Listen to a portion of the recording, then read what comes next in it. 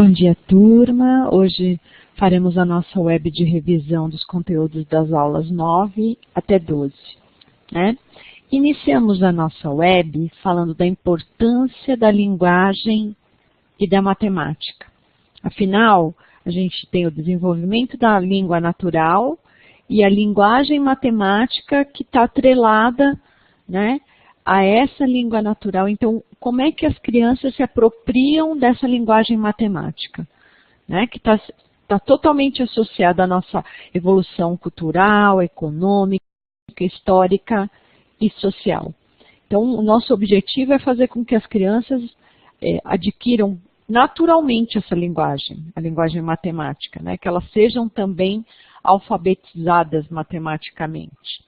Rosa Neto, em 2010, ele fez uma análise histórica sobre a construção dos conceitos matemáticos para mostrar que essa construção veio das necessidades humanas de se viver em sociedade. Quer dizer, existe todo um processo histórico, é uma questão dinâmica, né, gente? A matemática não é algo estático, né?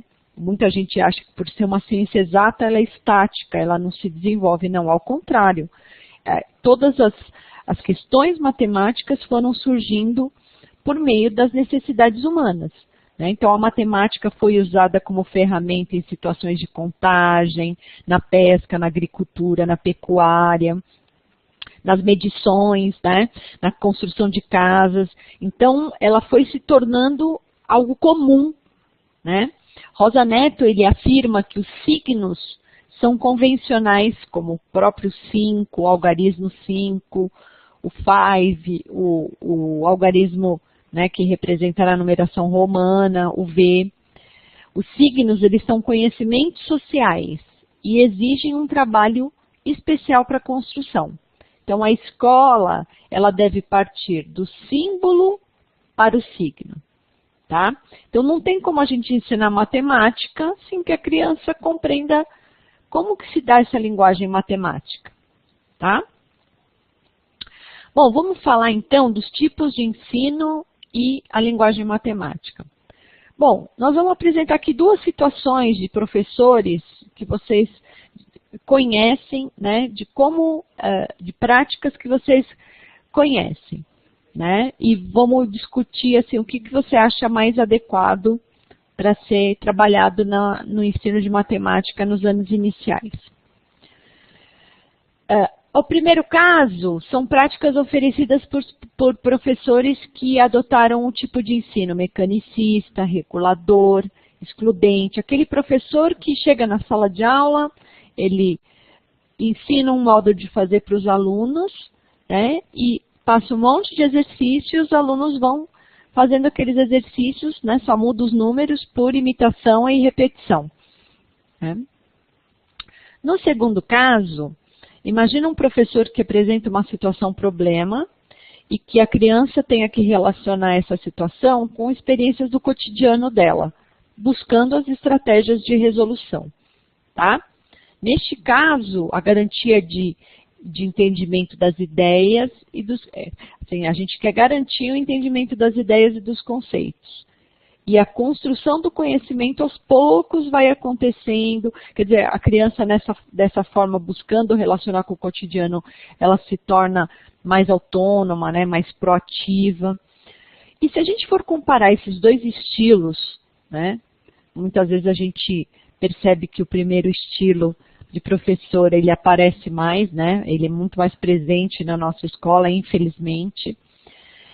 A gente se pergunta, qual deles permitirá que a criança adquira as habilidades e competências necessárias para o aprendizado da matemática? Será que o primeiro, se eu faço por imitação e repetição? E mais ainda, qual deles permite que a criança desenvolva a sua própria compreensão da linguagem dos conceitos matemáticos? Quer dizer, de forma mais autônoma, né? Moisés, em 2011, ele destaca que o segundo tipo de ensino, né, que acho que todo mundo pensou nisso, ele é abraçado por educadores que se preocupam com a questão da contextualização. Porque no segundo tipo, eu estou tentando ligar as questões, né, da situação-problema com o cotidiano, fazer as inter-relações. Isso está muito atrelado com a teoria de Vygotsky, que diz que a cultura e a linguagem, elas são adquiridas pelo homem em suas relações sociais, quer dizer, por meio da interação, trazendo as experiências do cotidiano, né?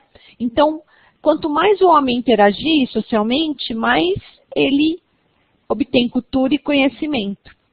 Então, dessa forma, a gente percebe o quê? Que a linguagem é a mais importante ferramenta de mediação que a gente vai ter para trabalhar com a matemática. Não importa que tipo de linguagem a gente esteja trabalhando, quer dizer, desde o início lá da escolarização, seja ela verbal, escrita, por gestos, né? Muitas vezes, quando a gente planeja a nossa aula, a gente faz uso dessa linguagem verbal para nos comunicar, explicar as brincadeiras, os jogos, as atividades, a escrita. A gente usa desenho, pintura, a gente escreve na lousa. Quer dizer, e a linguagem matemática surge através de conceitos usuais, como maior, menor, muito, pouco, mais, menos, acima, baixo, e assim por diante, né? Grande, pequeno.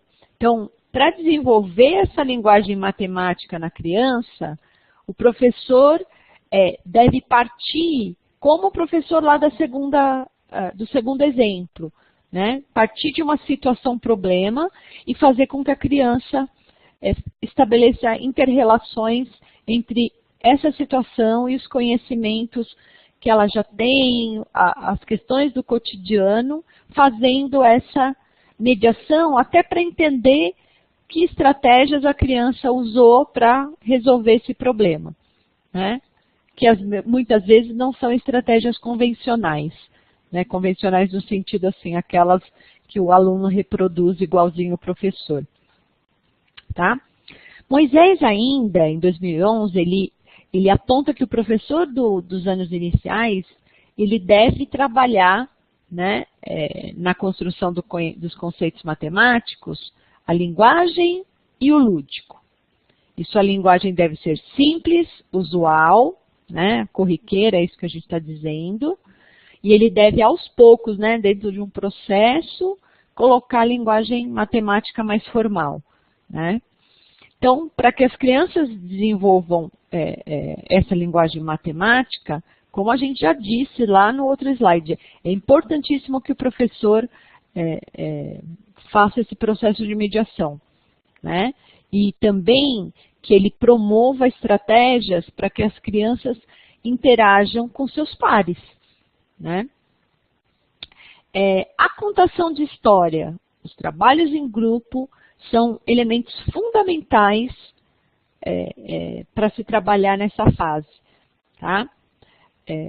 Estimular a leitura em sala de aula, ela é um elemento muito importante para se trabalhar a questão da linguagem, né? Para desenvolver o vocabulário, para ampliar esse vocabulário, né? Que é importante em qualquer área do conhecimento. Na matemática não podia ser diferente, né, gente? Então, se as crianças ainda, nas fases iniciais da escolarização, elas ainda não dominam a leitura, né, não estão plenamente alfabetizadas, o professor ele pode usar a contação de história, né, que envolvam situações significativas e que sejam contextualizadas, como a gente diz, para que a criança queira participar e resolver o problema. Como existe alguns apontamentos da Smolly, né, falando sobre essa questão. A Smolly é uma das nossas autoras, né, que apontam que é importante se trabalhar essa questão. Você conta a história, depois faz com que a criança desenhe, seja por meio de bolinhas, né, para tentar resolver o problema que está embutido naquela história. Tá? Então, a seleção do tipo de leitura a ser ofertada deve ser motivadora, desafiadora e de acordo com o nível de entendimento dos alunos. Né? Esse me lembrou até aquele livro Os Problemas da Família Gorgonzola, que é um livro bem interessante para se trabalhar com crianças, né, onde a família Gorgonzola vai enfrentando problemas e são situações desafiadoras aí para a criança resolver, bastante interessante, né? Bom, enfim, vamos falar então agora das relações entre a escrita e a linguagem matemática. A escrita também é um tipo de linguagem, tá? Ela não está desvinculada. É por meio dela que a gente transmite nossos pensamentos, nossas emoções, né? E nós também temos que trabalhar essa escrita desde os anos iniciais da criança, né? Desde o início do processo de escolarização. Por exemplo, na creche ou nos anos iniciais, onde a gente ainda não pode utilizar a produção de texto, a gente pode oferecer outros tipos de atividades, como a gente já havia falado hoje. A questão do desenho para a criança se expressar, né? Então, se ela ainda não domina a escrita totalmente, ela pode usar a arte, o desenho, né? Os esquemas para ela traduzir aquilo que ela está raciocinando, né? Até que ela consiga estruturar numa linguagem mais estruturada, né? Usando as palavras e tudo mais, né? A escrita das palavras para poder comunicar o seu raciocínio, tá? Então, é importante incentivar também o desenho, mesmo que as crianças ainda não conheçam a questão dos signos convencionais que a gente trabalha na matemática, né? Mas por meio do desenho a gente consegue traduzir muita coisa daquilo que ela está pensando, né? Entender muita coisa daquilo que ela está pensando. Bom, a gente vem falando, parece até um clichê, né? Falar da questão da matemática, da importância da matemática no cotidiano. Quer dizer, falamos da teoria vygotskiana, dessa questão de trazer, estabelecer relações entre aquilo que a gente vive e as diferentes formas de interpretação da matemática, né? Entender que a matemática extrapola os muros da escola, né? Que ela é uma ciência dinâmica, né? Ela é uma ciência que, como a gente percebeu em muitos momentos do curso, a gente estudou fatos históricos envolvendo a matemática, né? E a gente percebeu que a matemática, ela foi surgindo como uma ferramenta em busca de suprir as necessidades de sobrevivência, né? Quer dizer, estava totalmente, né, não é que ela está atrelada ao cotidiano. Então, por exemplo, como resolver um problema simples do cálculo de área de uma sala retangular sem trabalhar a fórmula que a área é largura vezes altura. Como trazer o aluno para essa linguagem matemática trabalhando problemas contextualizados? Esse tipo de questionamento, ele exige do professor que sejam estabelecidos limites entre a matemática formal e a matemática informal, essa do cotidiano. E que passam pela essa questão histórica, né, da matemática como uma ciência formal, né, como vocês dizem, como uma ciência exata. Mas eu não quero que a palavra exata seja traduzida como algo estático, tá? A matemática é super dinâmica e dá para a gente perceber isso historicamente, tá? Antes da matemática se constituir como uma ciência, né, os problemas da sociedade foram demandando, né, resoluções, as situações problema da matemática do cotidiano foram exigindo da matemática soluções que de uma forma ou de outra eram encontradas sem rigor, sem formalidade científica, mas que resolviam as situações propostas para aquele momento, né, para aquela conjuntura. Por exemplo, situações que exigiam as relações de quantidade, antes das pessoas conhecerem a ideia de número, né, as pessoas representavam como pauzinho, com agrupamento de pauzinho. Vocês bem se lembram que a gente já falou sobre isso, né? Então, veio a necessidade, quer dizer, com a evolução da sociedade, veio a necessidade de se criar padrões de resposta e de generalizar soluções para problemas que aconteciam sempre da mesma forma, né? Problemas que exigiam, que eram da mesma natureza. E nesse interim foi surgindo a aritmética, a geometria, né? E a geometria tem um dos marcos imprescindíveis, né? Euclides é considerado o pai da geometria, né? Um grande matemático grego que viveu na Alexandria, e a publicação da sua maior obra, que são os Elementos, né?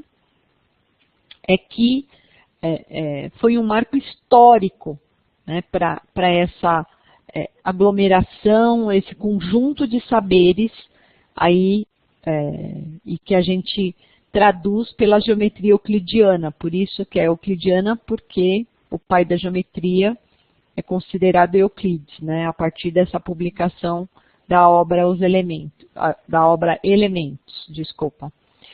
Então, como eu disse para vocês, pessoal, a matemática não é, como muitos pensam, uma ciência completa e definitiva, que acabou ali, tem um conjunto de saberes aglomerados. Não é isso. Ela está se transformando, ela é dinâmica.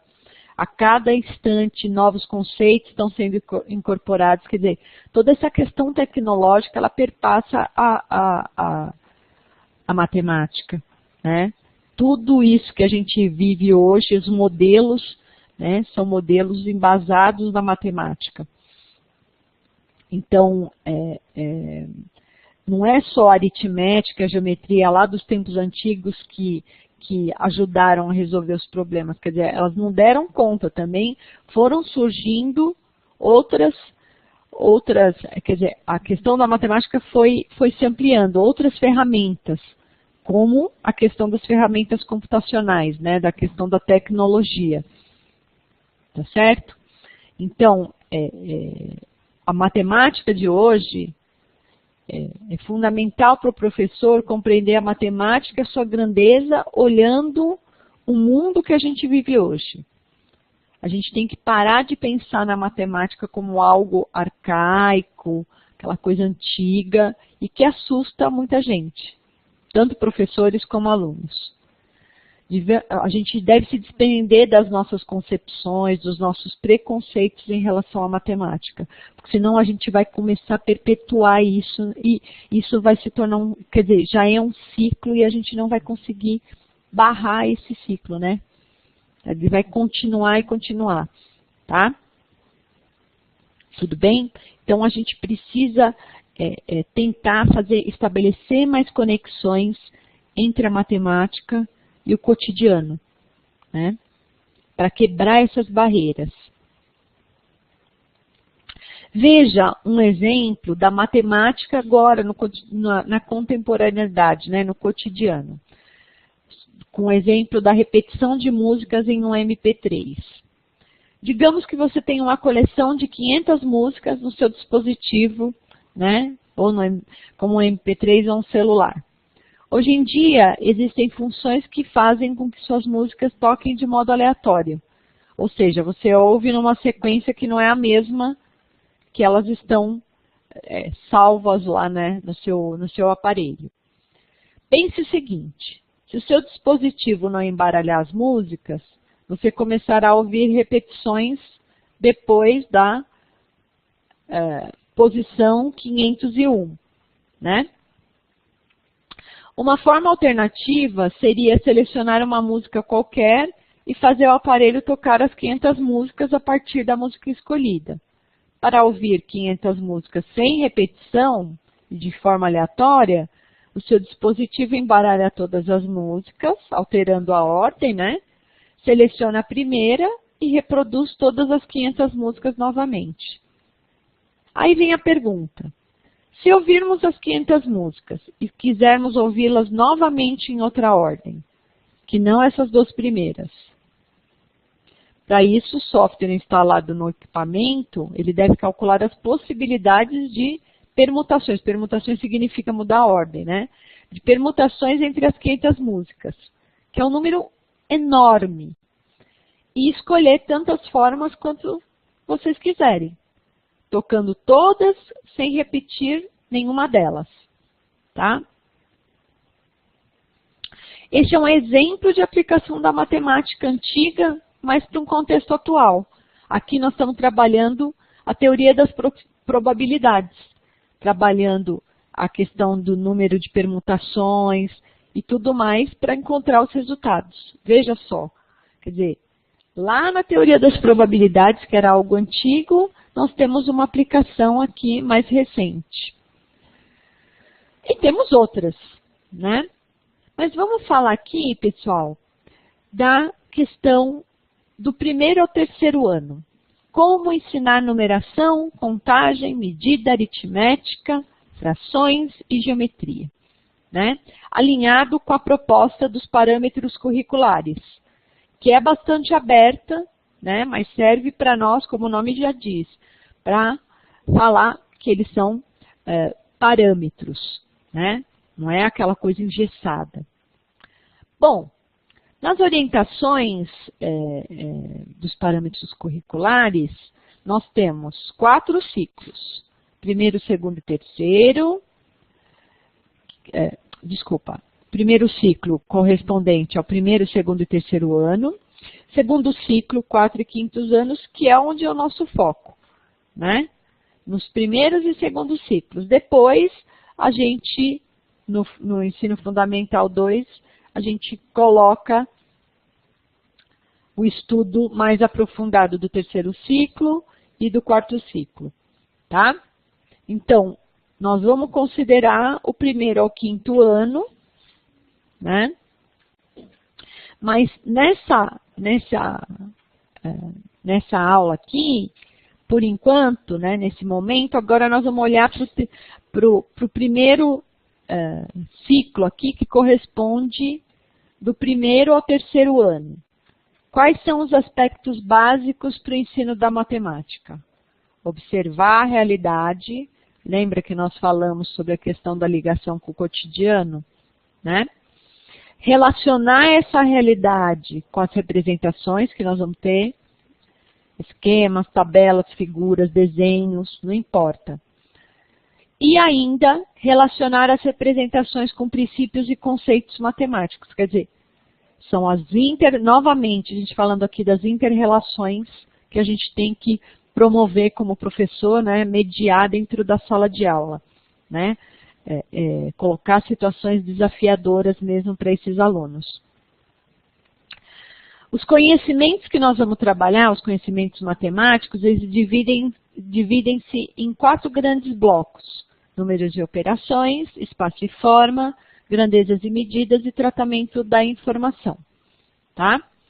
O Munhoz, 2013, ele define os blocos de conteúdos como conteúdos estruturantes, que fazem parte da estrutura, né? Para que se tenha uma compreensão mais ampla, tanto dos conceitos quanto dos procedimentos que a gente deve trabalhar em sala de aula, tá ok? Bom, pessoal, como é que se dá a matemática lá no primeiro ciclo, que vai do primeiro ao terceiro ano, tá? Todo mundo sabe que nessa fase os alunos são atendidos por um único professor, né? E levados a reconhecer o meio social em que vivem, estabelecendo essas relações, como a gente acabou de dizer, tá? Já no segundo ciclo, eles vão manter as metas do primeiro ciclo, mas vão aprofundar os conteúdos, tá? Quer dizer, tudo dentro de um processo, tá? A partir de condições apresentadas pelo aluno, quer dizer, cabe ao professor promover a aproximação dessas experiências e dos conhecimentos externos da criança com a matemática dentro da escola. É o professor que tem que promover essa aproximação, como a gente disse, por meio dos desafios. Ele que vai ser o mediador, né?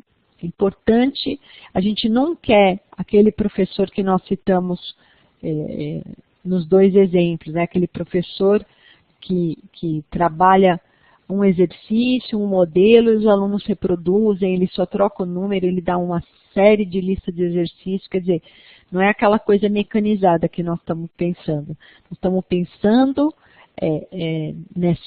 no estabelecimento dessas relações, tá? Entre matemática e cotidiano, tá bom? Então, embora não tenha frequentado um ambiente escolar, algumas crianças, né, ela traz para a escola vivências e formulações que, de certa forma, supriram suas necessidades até o momento. Então, ela já pode ter trabalhado com matemática indiretamente, é isso que os PCNs querem colocar. Manipulando moedas, balas, né, até trabalhando, brincando num joguinho de tabuleiro, por exemplo, ter a distância do que é perto, longe, trabalhando a ideia de área ou de volume, de uma forma mais intuitiva, aquilo que é cheio, vazio, aquilo que está completo, incompleto. E essas atividades, elas podem ser o ponto de partida para a ação do professor, para essa mediação. Tá? É importante que a criança também se sente valorizada. Tá? De acordo com os parâmetros curriculares, no primeiro ciclo, quais são os temas matemáticos centrais? Números naturais e sistema de numeração decimal, operações com os números naturais, espaço e forma, grandezas e medidas e tratamento da informação. Então, aqui no nosso material, é colocada uma tabela mais detalhada relacionando os conceitos matemáticos com os elementos que serão trabalhados e qual o objetivo de aprendizagem desses elementos. Por exemplo, no trabalho com as operações com números naturais, a gente vai trabalhar com grandezas numéricas, com o objetivo de produzir a escrita numérica, inclusive usando a calculadora, que é uma tecnologia que a gente já falou na aula de hoje, né, que é importante o uso da tecnologia, mesmo que seja, né, as pessoas atrelam, se o meu aluno não usar calculadora, ele não vai aprender a pensar. Minha gente, não tem nada a ver uma coisa com outra. Quer dizer, a gente tem muitos alunos que não usam a calculadora dentro da escola e eles não estão sendo incentivados a raciocinar do mesmo jeito. Então, o problema não está no uso da calculadora. O problema está nas nossas metodologias escolhidas para trabalho com a matemática em sala de aula. Tá bom? Existem algumas práticas interessantes. Essa eu gosto muito, né? A gente já fez, quando eu ainda dava aula para os pequenos, né, pessoal? A gente já fez algumas práticas relacionadas com esse assunto, né? Especialmente até na festa junina. Trabalhamos práticas da temática simetria, né? O que é simetria, de acordo com Rosa Neto? A simetria entre as partes é quando as partes estão dispostas em lados distintos em relação a um eixo, ou mediante uma linha divisória. Correspondem em termos de posição, medidas e forma. A simetria, ao longo do tempo, de acordo com Smolli, Diniz e Cândido, ela está presente nas artes, nas formas arquitetônicas e na matemática, na busca por beleza, movimento, para criar uma determinada ordem. Né? De acordo com as autoras, é provável que pela percepção da simetria na natureza, por exemplo, nas asas da borboleta, que são simétricas, né, das borboletas, ou nas flores, o homem descobriu que poderia aplicá-la na construção de templos, de casas, quer dizer, nas questões arquitetônicas, né, nas pinturas, quer dizer, na questão da arte, na tecelagem. Então, a gente trabalhar com as simetrias, né, seja percebendo essas simetrias na natureza, seja na questão até das letras, né? Então, eu coloquei aqui uma sugestão de webquest para trabalhar com as crianças, seja trabalhando com dobraduras. Quando eu citei a atividade, a gente aproveitava na época da festa junina para fazer as bandeirinhas, a gente trabalhava muito a questão da simetria. Né? Então, existem diversas atividades bastante simples que vocês podem, né, ter como suas práticas pedagógicas, né, mudando essas metodologias mais tradicionais. Tá? Rosa Neto também sugere, já para o terceiro ano, o momento de apresentar o compasso para o aluno fazer circunferência. Né? Então, o uso do compasso pode ser introduzido a partir de uma corda simples, de ao menos 2 metros, em uma extremidade, por exemplo, fazer uma atividade na quadra. Em uma extremidade amarramos um lápis, ou um giz, ou qualquer material que seja marcador, né? Pode fazer essa atividade em dupla. Então, e vamos ver como que as crianças observam o que acontece. Então, aqui tem uma figura descrevendo o movimento que deve ser executado, né, para que o resultado final seja uma circunferência. E ao criar um círculo, pode ser explorado alguns elementos importantes da geometria. Explicar o conceito de circunferência como um ente geométrico. Ela é formada por todos os pontos que mantêm a mesma distância em relação ao centro, né? E essa distância em relação ao centro é chamada de raio. E uma distância em relação a ser mais a outra é o diâmetro, né? 2 vezes o raio. E assim explorar vários elementos aqui da circunferência de uma maneira mais lúdica, né? Aqui coloquei também, pessoal, algumas sugestões interessantes de atividades. Como a gente citou a questão tecnológica, eu acho que é importante que a gente leve isso para a sala de aula. E aqui não precisa nem ter internet. Se eu consigo instalar esses pequenos programinhas, né?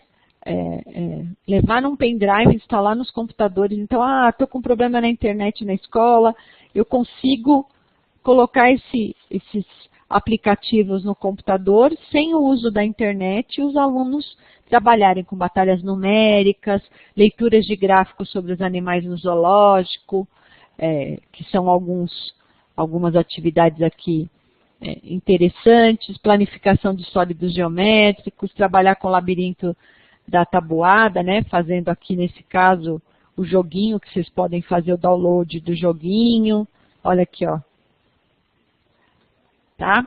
Alguns livros interessantes que podem também, para vocês se aprofundarem sobre essa questão mais lúdica, tá bom?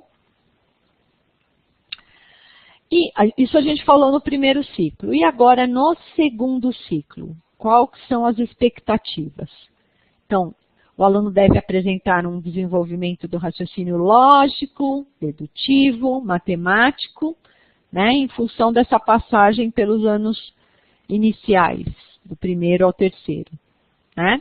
Então, as exigências e as situações vivenciadas pelo aluno socialmente na escola, né, no cotidiano, elas vão se transformando. Há maiores possibilidades de concentração nessa fase do desenvolvimento do aluno, visto que ele se expressa de maneira mais clara, e em certas circunstâncias ele defende sua opinião, ele argumenta mais, né? E isso vai fortalecendo a sua postura autônoma, né? Que é muito bom, que Piaget, né, reforça essa questão da autonomia na educação. Rosa Neto, ele comenta que o aluno está em plenas condições para adquirir uma linguagem mais apropriada, fórmulas e técnicas que apresentem os conceitos que ele mesmo construiu durante os 4 anos de atividades. Assim, ele será capaz de sistematizar, organizar informações para fazer as operações mais formais. Tá? Munhoz, ele destaca, a gente já tinha visto os conteúdos estruturantes para o primeiro ciclo. Agora vamos ver os conteúdos estruturantes para o segundo ciclo. Veja que os conteúdos são praticamente os mesmos, olha só. Números naturais, sistema de numeração, espaço e forma, grandezas e medidas, tratamento da informação, só que Quer dizer, além do reforço ao sistema de numeração decimal, aparecem os números racionais como um acréscimo, né? Quer dizer, agora eu tenho que trabalhar a questão dos racionais, né, que envolvem os decimais, as frações, e nesse trabalho eu posso utilizar bastante a questão do sistema monetário, né, que nos ajuda bastante nesse trabalho, né, com os números racionais,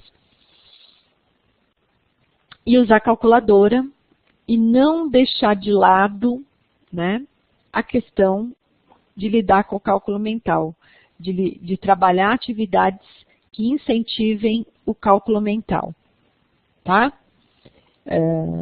Também, como os outros blocos estruturantes destacam, a gente tem que explorar formas no espaço, medidas de deslocamento, como eu disse para vocês, os sistemas de medida, né? E notações usuais, não esquecendo das ferramentas tecnológicas, que no nosso caso, né, posso trabalhar a calculadora, posso trabalhar a questão no computador, né? Então aqui também, agora vocês podem perceber que existe um aprofundamento nos conceitos e objetivos para o segundo ciclo, né? Especialmente aqui na questão, agora que entrou a questão dos números racionais, né? Então, entrou de maneira mais evidente, além do aprofundamento nas outras temáticas que já tinham sido colocadas no primeiro ciclo, né? Mas elas continuam dentro desse processo agora, estabelecendo uma linguagem mais formal, né? Já que as crianças argumentam melhor, elas já estão mais né, num nível de desenvolvimento maior. Aqui também são sugeridas algumas práticas para lidar no segundo ciclo. Por exemplo, calculando volumes no quarto ano. Então, primeira pergunta, você conhece o conceito de volume? Volume de um sólido é a quantidade de cubos de uma unidade de lado que o preenchem totalmente. Essa é uma atividade de Rosa Neto. E os materiais são materiais de fácil acesso, tá? O que eu preciso? Eu vou utilizar cópias em folhas brancas ou em qualquer outro material. Essa atividade, ela tem um pré-requisito, que é o cálculo da área, diária. Com essa atividade, pretende-se que o aluno represente resultados da medição de volume empregando unidades mais usadas do sistema de medidas e comparando com as estimativas, quer dizer, aqui ele vai fazer estimativa também.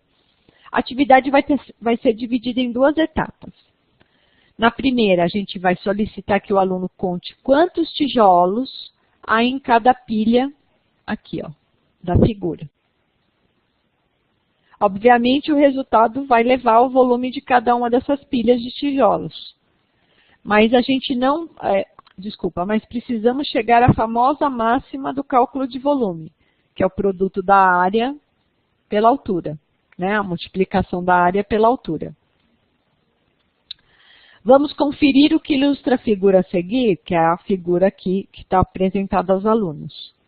As imagens, elas estão dispostas de maneira que permitam ao aluno a contagem dos tijolos, tá?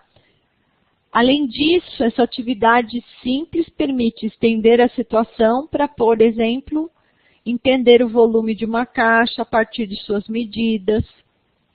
Perceber aqui que tem relação entre noções de medidas, entre o trabalho com área e o trabalho com volume. Tá? Você poderia ter escolhido até outras figuras também. Algumas sugestões de atividade para o segundo ciclo. Cópia de figuras geométricas, números racionais para resolver problemas de medidas. Lembra que a gente falou, né, que quando a gente vai trabalhar com esse assunto, é bastante importante relacionar com a questão das medidas, né? trabalhar metro, centímetro, trabalhar litro. Vocês escolhem as grandezas que vocês querem trabalhar para trazer à tona as medidas e os racionais, né, como ferramenta. Medindo os objetos estáticos com instrumentos não convencionais, que é uma animação. Problemas para trabalhar com áreas e perímetros e fazer essa diferenciação. Aqui, uma leitura. A aprendizagem da matemática no primeiro ciclo através de atividades de investigação numa comunidade de aprendizagem. Tá? E com isso, a gente fecha a nossa web de hoje. Qualquer dúvida que vocês tiverem, por favor, coloquem no fórum. Tá? Desejo uma ótima semana a todos e até a próxima web.